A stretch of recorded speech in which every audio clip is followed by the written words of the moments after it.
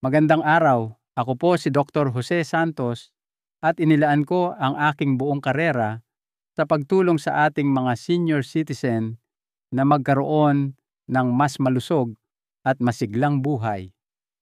Ngayon, nais kong talakayin ang isang karaniwang alalahanin ng mga kalalakihan na higit sa edad 60, isa na madalas hindi na pag-uusapan, ngunit maaaring makaapekto ng malaki sa kalidad ng inyong buhay. Kung ang inyong pribadong bahagi ay nakakaranas ng pamamanhid, hindi po kayo nag-iisa. Sa katunayan, kung kayo ay higit sa asantang, malaki ang posibilidad na ang dugo ay hindi na umaabot ng maayos sa mga bahaging pinakamahalaga. Para sa maraming kalalakihan, nagsisimula ito sa isang maliit na bagay, isang pakiramdam ng panlalamig, kawalan ng enerhiya, marahil kaunting hiya. Ngunit kung mapapabayaan ito, ay maaaring unti-unting babawasan ang inyong lakas kumpiyansa at maging ang inyong koneksyon sa inyong minamahal. At ito ang bahaging walang nagsasabi sa inyo, ito ay halos walang kinalaman sa pagtanda, kundi lahat ay may kinalaman sa daloy ng dugo. Sa loob ng mahigit 30 taon, nakasama ko sa pagtatrabaho ang mga kalalakihang humaharap sa ganitong problema. Ang ilan ay mga veterano. Ang iba naman ay mga retiradong guro mekaniko at magsasaka. Paulit-ulit kong nasaksihan kung paano nila nabawi ang kanilang sigla, enerhiya at maging ang intimasya, hindi sa pamamagitan ng tableta o operasyon, kundi sa isang simpleng pang-araw-araw na gawi na kayang gawin ng kahit sino mula sa bahay. Maaaring nagtatanong kayo, paano makakatulong ang isang baso lang ng natural na inumin tuwing umaga para sa isang lalaking nasa edad 100 o 70 upang makaramdam na mas buhay, mas alerto, at mas konektado kaysa sa mga nagdaang taon? Yan din ang tanong ko hanggang sa personal kong nakita ang mga resulta. Ang natuklasan ko ay isang ritual sa umaga na napakasimple ngunit napakabisa na nagsimulang magpabuti ng sirkulasyon sa loob lamang ng ilang araw. Hindi lang sa mga kamay o paa, kundi kung saan ito pinakamahalaga para sa intimasya, enerhiya at kapayapaan ng isip. Sa susunod na ilang minuto, ipapakita ko sa inyo kung paano ito gumagana, ano ang laman ng basong ito, at bakit ang maliit na pagbabagong ito ay maaaring siyang pagbabagong hinihintay ng inyong katawan. Huwag po kayong aalis. Bago tayo magpatuloy, kung ang mensaheng ito ay tumatagos sa inyo at mahalaga sa inyo ang manatiling malakas, matalas ang isip at konektado habang kayo ay nagkakaedad, inaanyayahan ko kayong mag-subscribe at i-on ang notifications.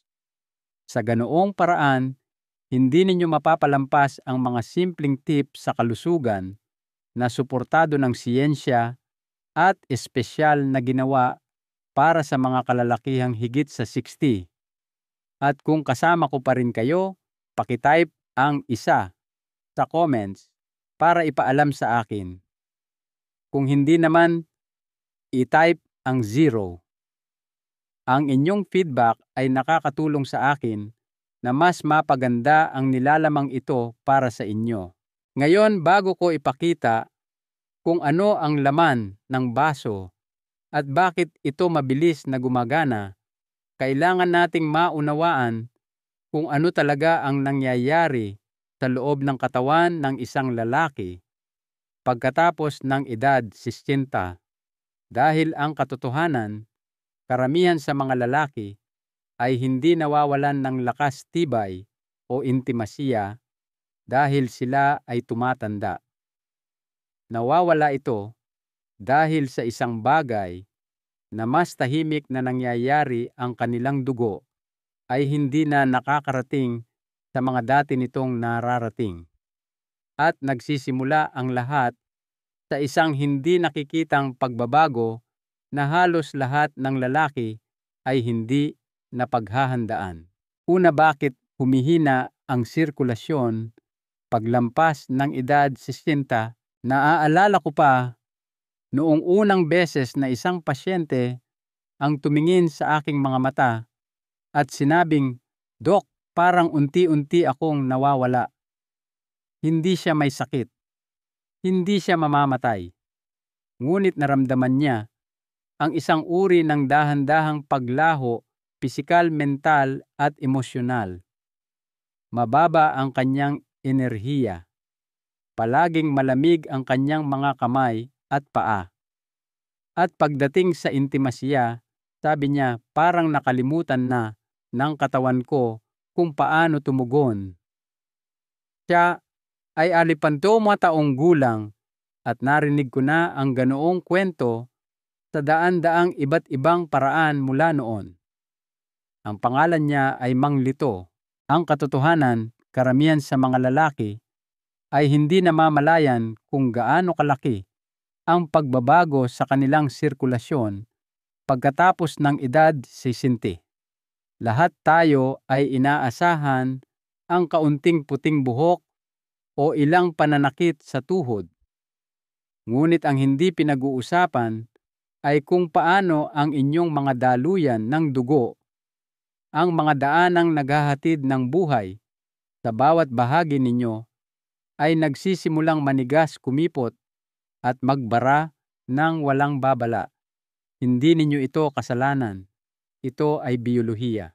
Sa bandang huling bahagi ng inyong edad 50 at unang bahagi ng 60, nagsisimulang bumaba ang produksyon ng inyong katawan ng tinatawag na nitric oxide, isang natural na kemikal na nagpapanatiling relax at bukas ang inyong mga ugat, arteries. Kapag bumaba ang nitric oxide, nagiging hindi na gaanong nababaluktot ang inyong mga daluyan ng dugo. Para itong ginawang matigas na tubo ang isang hose sa hardin. Tumataas ang presyon, ngunit bumabagal ang daloy. At hulaan ninyo kung saan unang napipigilan ang daloy ng dugo sa inyong mga kamay, inyong mga paa, inyong utak at sa inyong pinakapribadong mga bahagi. Ito ang dahilan kung bakit maraming kalalakihan na higit sa 100 ang nakakaranas ng mga sintomas na inaakala nilang dahil lang sa pagtanda, pagkapagod, pagiging malilimutin, brain fog, pamamanhid, at isang nakakadismayang kawalan ng gana o kakayahan sa silid tulugan. Ngunit ang tunay nilang nararanasan ay mahinang sirkulasyon. Hindi na napapalusog ng dugo ang mga bahaging dati nitong naaabot. Ang apoy na dating parang automatiko ay nagsisimulang kumislap-kislap at dahan-dahan nagsisimulang makaramdam ang isang lalaki ng pagkakahiwalay sa kanyang katawan at maging sa taong katabi niya sa gabi.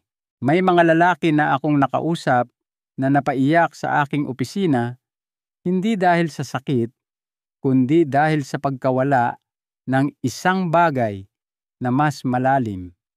Sinabi sa akin ng isang lalaki, si Mang Andres, "Parang nandito ako, pero hindi na talaga ako nabubuhay." At tumatak iyon sa akin dahil hindi ito tungkol sa panlabas na anyo. Ito ay tungkol sa pagkakakilanlan, dignidad at koneksyon. At madalas ang dahan-dahang paglahong ito ay hindi nagagamot dahil iniisip nating hindi ito maiiwasan. Ngunit ito ang dapat tandaan, hindi ito ganoon. Nang sinimulan kong magsaliksik ng mga natural na paraan upang maibalik ang daloy ng dugo, Natuklasan ko na ang katawan ay may kakayahang maghilom ng kahanga-hanga kahit na kayo ay nasa edad 70 at higit pa. Ang susi ay ang gisingin ang mga natutulog na daluyan ng dugo, pakainin sila ng kailangan nila at bigyan ang inyong puso, utak at pinakapribadong mga bahagi ng suporta na tahimik nilang hinihiling. Doon ako nagsimulang magtrabaho sa isang simple at natural na formula sa umaga, isang halo ng mga sustansya na dinisenyo upang buksan ang mga daluyan ng dugo at buhayin muli ang sirkulasyon ng walang gamot. At ang sumunod na nangyari ay ikinagulat maging ako. Ang mga lalaki ay nagsimulang magulat ng mas maiinit na mga braso at binti, mas malinaw na pag-iisip, at isang pagbabalik ng lakas at intimasya na akala nila ay matagal nang nawala at hindi ito tumagal ng buwan. Ang ilan ay nagsimulang makaramdam ng mga pagbabago sa loob ng unang linggo.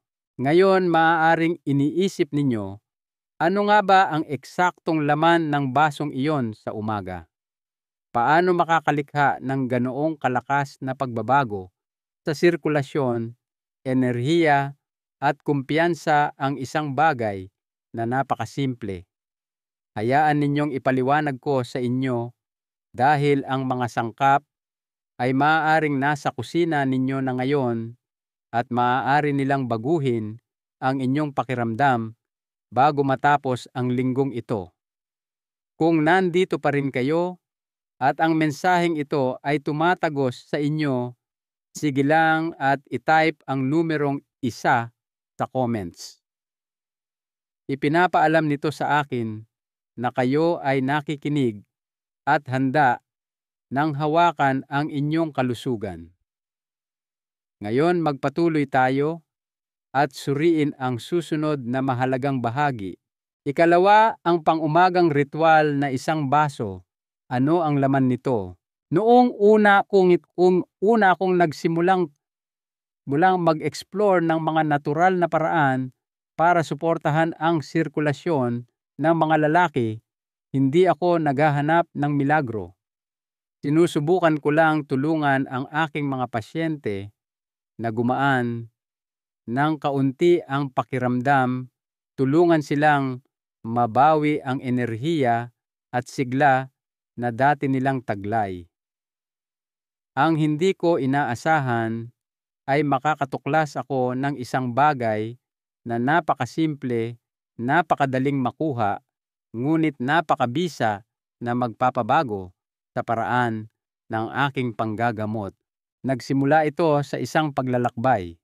Naglaan ako ng oras para bisitahin ang ilang rehiyon sa Europa na kilala sa kanilang mga populasyon na may pambihirang malusog na pagtanda. Sa isang maliit na nayon sa Mediteraneo, nakilala ko ang isang 74 taong gulang na lalaki na buong pagmamalaking nagsabi sa akin na nagsisibak pa rin siya ng kahoy. Tuwing umaga nag-aalaga ng kanyang hardin, tuwing hapon at ginugugol ang kanyang mga gabi sa pagsasayaw kasama ang kanyang asawa. Walang tableta, walang mga pamamaraan, malinis na pagkain lang pagkilos, at isang bagay na iniinom niya araw-araw ng walang palya, isang gawang bahay na halo na tinawag niyang baso ng sigla. Natural tinanong ko kung ano ang laman nito. Pag-uwi ko, nagsimula akong mag-eksperimento sa mga sangkap na nabanggit niya. Inaayos ang mga ito batay sa alam natin mula sa modernong pananaliksik. Matapos itong pinuhin kasama ang aking sariling mga pasyente, natagpuan ko ang patongkisi, ang isang kombinasyon na tunay na gumana. Tinatawag ko itong morning circulation glass.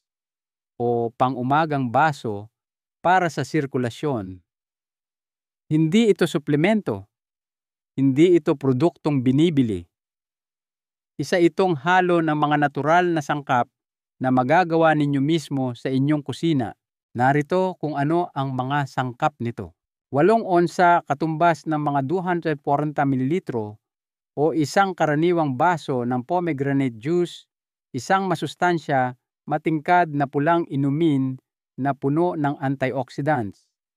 Nakakatulong itong i-relax ang mga daluyan ng dugo at suportahan ang malusog na daloy. Isang kutsarita ng beetroot powder, isang mabisang mapagkukunan ng nitrates na ginagawang nitric oxide ng katawan, ang mismong compound na nagbubukas ng inyong mga daluyan ng dugo. Isang kutsara ng katas ng lemon para tumulong linisin at suportahan ang lining ng inyong mga ugat. Isang kurot ng cayenne pepper, siling labuyo powder, kung wala siling pula na pinulbos, sapat lang para dahan-dahang pasiglahin ang sirkulasyon at gisingin ang sistema. At para sa mga may gusto ng kaunting tamis, isang maliit na kutsara ng purong pulot pukyutan, raw honey, para paghaluin ang lahat. Bawat isa sa mga sangkap na ito ay suportado ng tunay na siyensya. Ngunit higit sa lahat, ginamit na ito ng mga totoong tao, mga kalalakihang dumating sa aking opisina na parang anino na lang ng kanilang dating sarili at sa loob ng 1 linggo ay nagsimulang maramdaman muli ang siglang iyon. Madali lang ang ritual. Bawat umaga mas mabuti kung walang laman ang tiyan, ibuhos ang juice, ihalo ang beetroot, lemon at cayenne at maglaan ng sandali para dahan-dahan itong inumin. Huwag magmadali. Hindi lang ito tungkol sa sustansya. Ito ay tungkol sa pananaw. Ito'y tungkol sa pagbibigay, pahintulot sa sarili na alagaan ang katawan, piliin ang sigla kaysa sa panghihina, simulan ang araw ng may layunin sa halip na walang kibo. Ang ilang kalalakihan ay naguulat ng mga pagbabago sa loob ng ilang araw, mas maiinit na kamay at paa, mas madaling pagkilos, mas matalas na isip. Ang iba naman ay unang napapansin ito sa kanilang kalooban, sa paraan ng kanilang pagkilos, sa paraan ng pagtingin sa kanila ng kanilang partner pagkatapos ng hapunan. Hindi ito mahika, ito ay sirkulasyon. At nagsisimula ito sa isang basong iyon. Ngayon alam ko kung ano ang maaaring iniisip ninyo. Kung ang isang bagay na ganito kasimple ay maaaring gumana ng napakahusay, bakit hindi ito ginagawa ng mas maraming lalaki? Bakit hindi ito isinisigaw ng mga doktor mula sa mga bubungan bueno? Bahagi ng sagot ay nasa kung ano ang hindi namamalayang ginagawa ng maraming lalaki para sirain ang kanilang daloy ng dugo kahit na tama ang kanilang kinakain at nananatiling aktibo. At iyan mismo ang ating susunod na aalamin. Ikatlo, ano ang sabi ng mga kalalakihan? Nagkaroon ako ng pribilehiyong makasama ang libu-libong kalalakihan sa kanilang mga paglalakbay sa kalusugan sa loob ng maraming taon. Ngunit hinding-hindi ko malilimutan ang unang pagkakataon na nakita ko ang buong epekto ng simpleng pang-umagang ritual na ito. Ang pangalan niya ay Mang Harold. Siya ay 57 taong gulang, retirado mula sa construction, matigas sa labas. Ngunit makikita mo sa kanyang mga mata na may matagal nang nawawala. Umupo siya sa aking opisina at sinabing, "Doc, hindi ko naman hangad na bumalik sa pagiging 20. Gusto ko lang maramdaman ulit ang sarili ko. Gusto kong tingnan ang asawa ko at hindi maramdamang binibigo ko siya." Tumama iyon sa akin ng husto dahil ang kanyang inilalarawan ay hindi lang isang medikal na issue. Ito ay emosyonal. Ito ay relasyonal. Ito ay tungkol sa koneksyon, dangal at tahimik na lakas na madalas dinadala ng mga lalaki ng walang imik. Ibinigay ko kay Mang Harold ang pang-umagang formula, ipinaliwanag ang mga hakbang at hiniling sa kanya na sundin ito sa loob lamang ng 1 linggo. 4 na araw, makalipas tinawagan niya ako. Ang kanyang boses ay puno ng enerhiya na hindi ko pa naririnig dati at sinabing, "May kakaiba. Mainit ang mga kamay ko.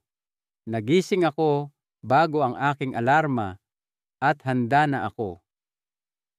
Pagsapit ng 7 araw, sinabi niyang hinila siya ng kanyang asawa at bumulong. "Mukhang mas gumaan ka, mas masaya." Lang ang kailangan niyang malaman para masigurong nasa tamang landas siya. At hindi nag-iisa si Mang Harold. Si Mang Carlos, isang 72 taong gulang na veterano ng Navy, ay nagsabi sa akin na hindi niya naramdaman ang ganitong antas ng kalinawan ng isip mula pa noong kanyang edad 40s. Dati raw ay nakakalimutan niya kung bakit siya pumasok sa isang silid, ngunit ngayon ay matalas alerto at nakatuon ang kanyang isip.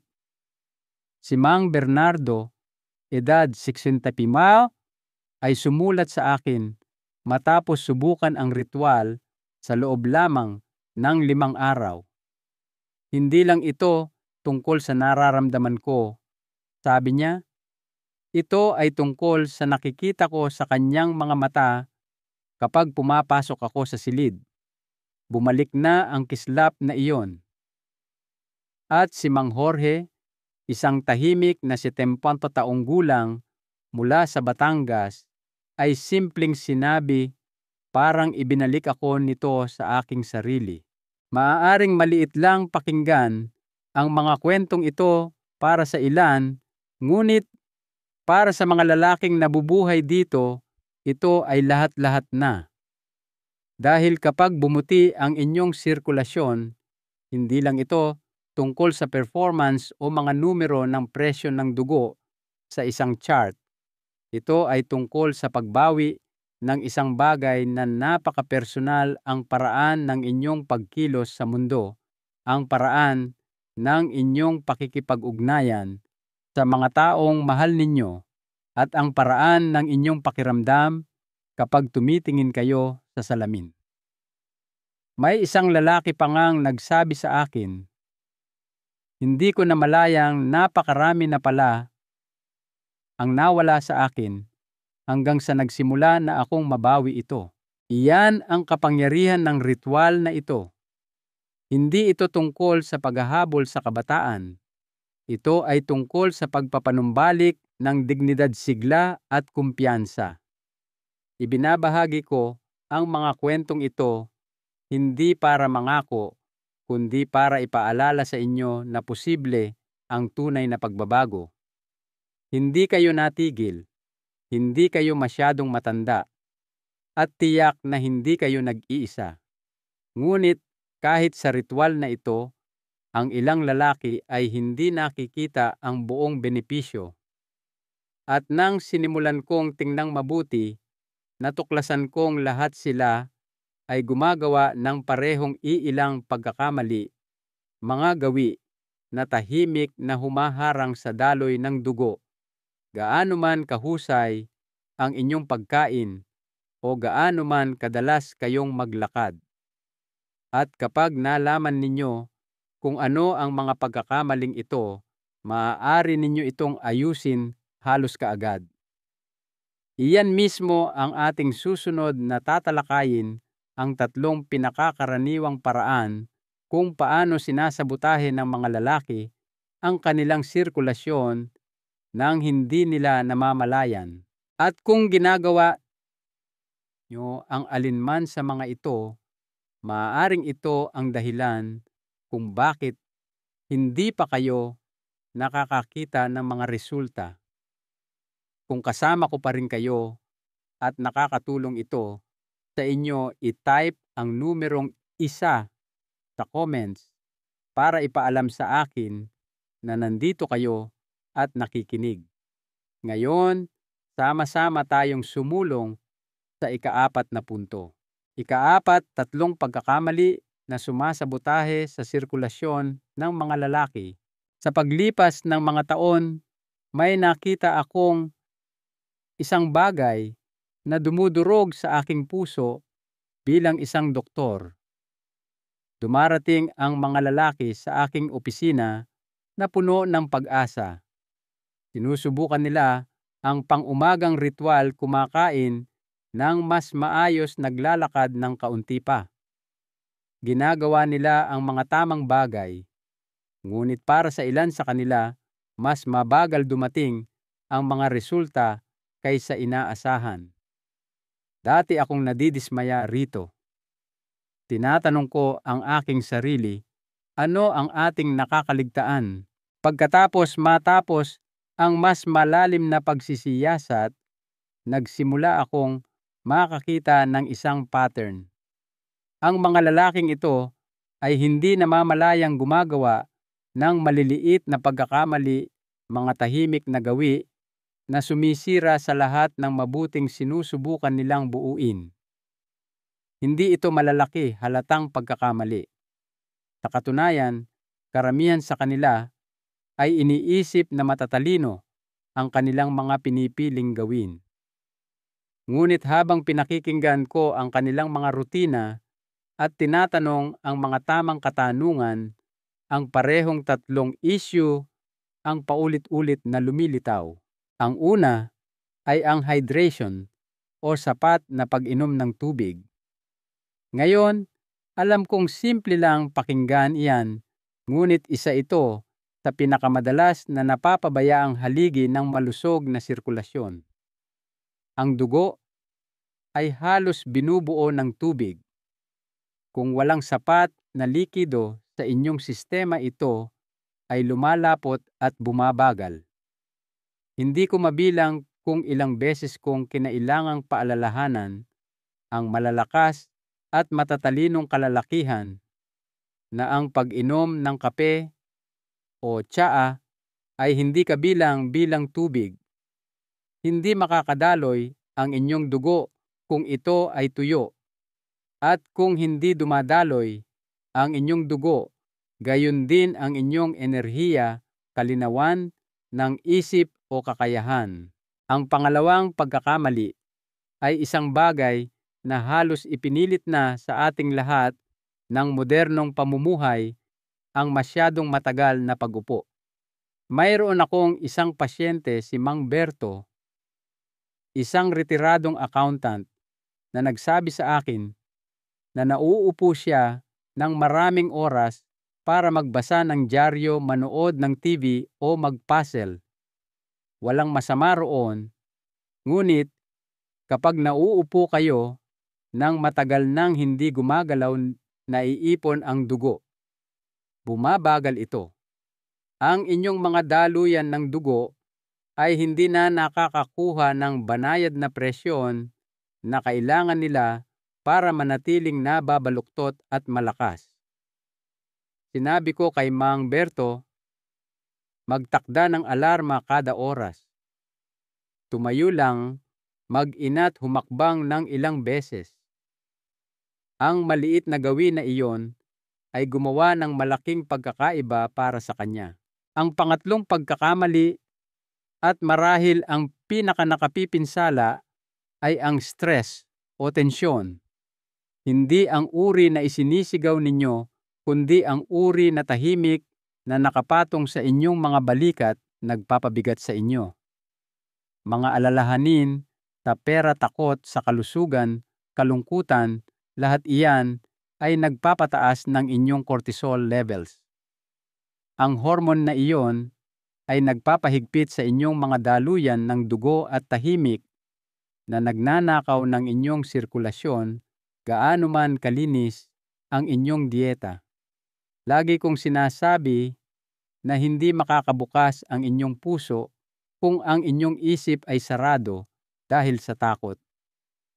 Iyon ang dahilan kung bakit hinihikayat ko ang malalim na paghinga, pagsusulat sa journal pananalangin o kahit isang maikling paglalakad sa labas. Anuman ang nagdudulot sa inyo ng kapayapaan, gamot din iyan. Nang matugunan na natin ang tatlong lugar na ito, tubig, pagkilos at stress, mas mabilis nang dumating ang mga resulta. Ang mga lalaking na stuck sa isang antas ay nagsimulang gumaan ang pakiramdam sa loob ng ilang araw. Uminit ang kanilang mga kamay, gumaan ang kanilang mga binti, at luminaw ang kanilang isip. Nagsimula silang kumilos sa buhay ng may higit na kaginhawahan, higit na kagalakan, higit na presensya. At narito ang magandang bahagi: nang magsimulang dumating ang mga resultang iyon, may iba pang bumalik. Paniniwala. Paniniwala na hindi sila sira. Paniniwala na marami pa ring maiaalok ang buhay. At paniniwala na ang pagtanda ay hindi nangangahulugang panghihina. Na siyang nagdadala sa akin sa pinakamahalagang katotohanan na natutunan ko pagkatapos ng mga dekada sa larangang ito, isang katotohanan na nais kong iwan sa inyo, isa na walang kinalaman sa mga sangkap o rutina, ngunit lahat ay may kinalaman sa kung ano pa ang posible para sa inyo kung handa kayong maniwala rito. Hayaan ninyong ibahagi ko iyan sa inyo ngayon. Mga huling kaisipan mula kay Dr. Jose Santos. Pagkatapos ng mahigit 3 dekada ng paglakad sa landas na ito, kasama ang mga kalalakihang tulad ninyo, masasabi ko nang may katiyakan ang pagtanda ay hindi ang kalaban. Ang pagkawala ng paniniwala sa inyong katawan, iyan ang tunay na nakakasira. At ang katotohanan, nakita ko na kung ano ang nangyayari kapag nagpasya ang isang lalaki na bawiin ang kanyang kalusugan, kanyang kumpiyansa, at ang tahimik na apoy na nabubuhay pa rin sa loob niya. Nakita ko na ito ng napakaraming beses para tawagin itong swerte. Sinimulan natin ang paglalakbay na ito sa pamamagitan ng pag-uusap tungkol sa sirkulasyon. Ngunit napunta tayo sa pag-uusap tungkol sa isang bagay na mas malalim: koneksyon sa inyong katawan, sa inyong partner, sa inyong enerhiya, sa inyong pagkakakilanlan. Iyan talaga ang tungkol sa isang basong ito tuwing umaga. Hindi ito mahiwagang inumin. Isa itong senyales. Isang senyales sa inyong katawan na nagsasabing, hindi ako sumusuko sa iyo. Isang senyales sa inyong partner na nagsasabing, gusto ko pa ring magpakita. At isang senyales sa inyong sarili na nagsasabing, nandito pa rin ako at buhay pa rin ako. Pinag-usapan natin kung bakit humihina ang sirkulasyon pagkatapos ng edad 60 at kung paano ito hindi lang pagtanda. Ito ay isang kemikal na pagbabago sa katawan na maaaring suportahan ng natural. Natuklasan natin ang isang simpleng pang-umagang ritual gamit ang mga sangkap na malamang ay nasa inyong tahanan na. Narinig natin ang mga boses ng mga totoong lalaki, mga lalaking muling nakaramdam ng init sa kanilang mga braso at binti, lakas sa kanilang mga hakbang at intimasya sa kanilang mga relasyon. At pinag-usapan natin ang mga tahimik na pagkakamali na humaharang sa pag-unlad, dehydration, kawalan ng aktibidad, at hindi nasasabing stress. Ngunit higit sa lahat, umaasa akong Ang nakuha ninyo mula sa lahat ng ito ay hindi pa huli ang lahat. Malayo pa. Hindi ninyo kailangang tanggapin ang panghihina bilang inyong default. Hindi ninyo kailangang umatras mula sa buhay na inyong binuo o sa pag-ibig na mayroon pa kayong ibibigay. Dahil ang katotohanan, ang paggaling ay walang takdang oras. Ang paglago ay hindi humihinto sa edad na 60 at ang pagnanasa ay hindi naglalaho. Kailangan lang nito ng tamang panggatong. Kaya bukas ng umaga, paggising ninyo, gusto kong alalahanin ninyo ang usapang ito. Ibuhos ang basong iyon, inumin ng may intensyon, tumayo ng tuwid at bigyan ang inyong katawan ng pagkakataong makaramdam muli ng lakas. Hindi lang para sa inyo, kundi para sa mga taong nangangailangan pa rin sa inyo, tumitingala sa inyo, at nagmamahal sa inyo. Ang pinakamahalagang aral sa buhay dito ay ang iyong katawan ay may di kapanipaniwalang kakayahan para sa pagpapanibago sa anumang edad kung bibigyan mo ito ng tamang suporta at higit sa lahat, maniwala sa kakayahan nitong gumaling at umunlad. Ito'y tungkol sa paggawa ng mga aktibo at simpleng hakbang at pagpapanatili ng isang pananaw ng kasiglahan. Kung ito'y tumagos sa inyo, pakitype ang oo sa comments sa ibaba. Gusto kong marinig ang inyong mga saloobin. Huwag kalimutang mag-subscribe para sa higit pang mga kaalaman sa kalusugan para sa isang masiglang buhay pagkatapos ng asante at pakiusap, ibahagi ito sa sinumang kaibigan o miyembro ng pamilya na maaaring makinabang sa mensaheng ito. Marami pa kayong buhay na dapat maranasan. Tulungan nating dumaloy muli ng malaya ang inyong dugo at inyong diwa